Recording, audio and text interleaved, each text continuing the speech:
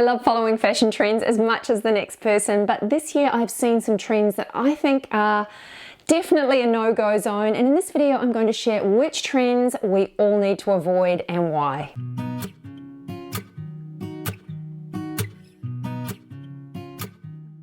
Hi, I'm Leonie. Welcome back to my channel. These types of videos are always polarizing, and you know what? I think that's totally fine. We're not always all going to agree on fashion, especially when it comes to trends. So if you agree or disagree with any of these trends, please just let me know in the comments below. I would love to hear your thoughts. I'd also like to say a very big thank you to the team at Skillshare for sponsoring today's episode. Skillshare is an amazing online learning community, and there are courses available in absolutely anything and everything imaginable. There's even courses on business and marketing to help you upskill if you need to find a new job. So Skillshare launches new classes all the time and there are no ads.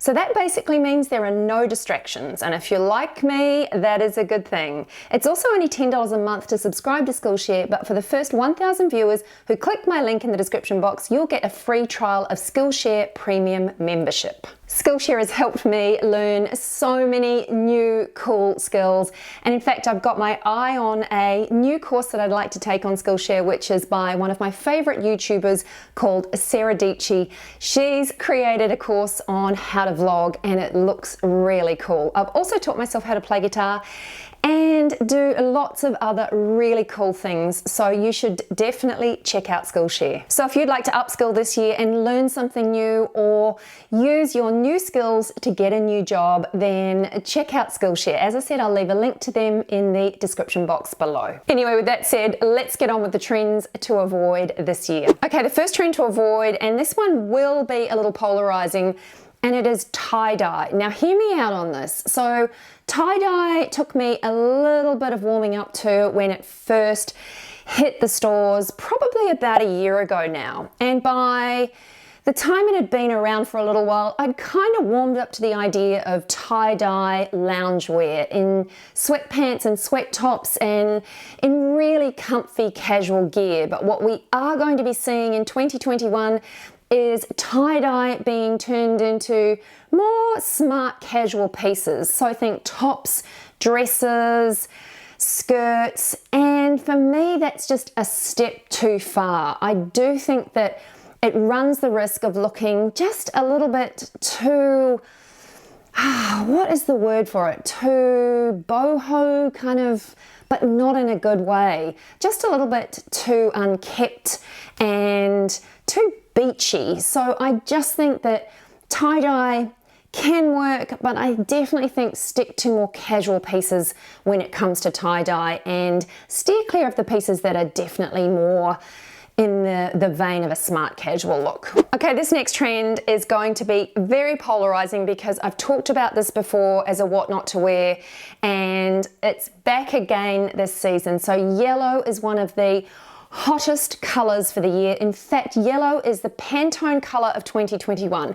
Now I get that completely because it's such a vibrant, bright, cheerful, uplifting color. But the problem with yellow is that it doesn't suit everyone, and it's a very tricky color to actually find the shade and the tone that works for you. Okay, yellow works really well on beautiful olivey, darker skin tones. It's just a no-brainer. If you have a deep, dark, rich tone to your skin, yellow is going to work wonders. Not every yellow, of course. You still need to discover the yellow that really makes you pop. But I've got yellow on this what not to wear list because it is just extremely hard. In fact, I'd go as far as saying it's the hardest color to identify the right shade for you. Please let me know what you think about yellow in the comments below, if you wear it, how you wear it, because as I said, it is a tricky one to come to terms with, and I have seen it looking amazing, but again, it's just a tricky one to get right, and that is why it's on this list. The next trend that I think we need to avoid, or at very least proceed with caution, is metallics. Now, the reason I think that we need to be careful when it comes to metallics is because anything shiny and sparkly tends to appeal and bring out that sort of inner magpie in most of us. And for that reason, it's really it's easy to overindulge and take the trend a little bit too far.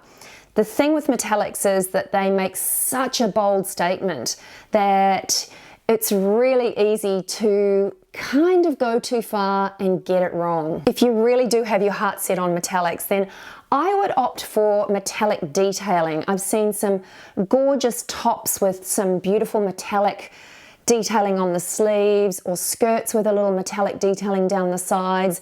So it's actually just a nod to the trend, but without taking it too far. I do think if you're looking at a cost per wear as well, metallics can not often deliver that, because they are such a statement piece. They're so obvious when you wear them, and I think for that reason it just makes them not a piece that you would tend to reach for on a really regular basis. The next trend on this list is netting. Now, the reason netting has made it to my what not to wear list is because it's actually a tricky trend to wear. Not to mention the fact that it is incredibly impractical. If you have ever worn netting or mesh or a garment that has hole type details, and you're anything like me, those pieces just get caught in door handles, on people's handbags, on your own belt buckles. They are just really tricky and, in my mind, treacherous to wear.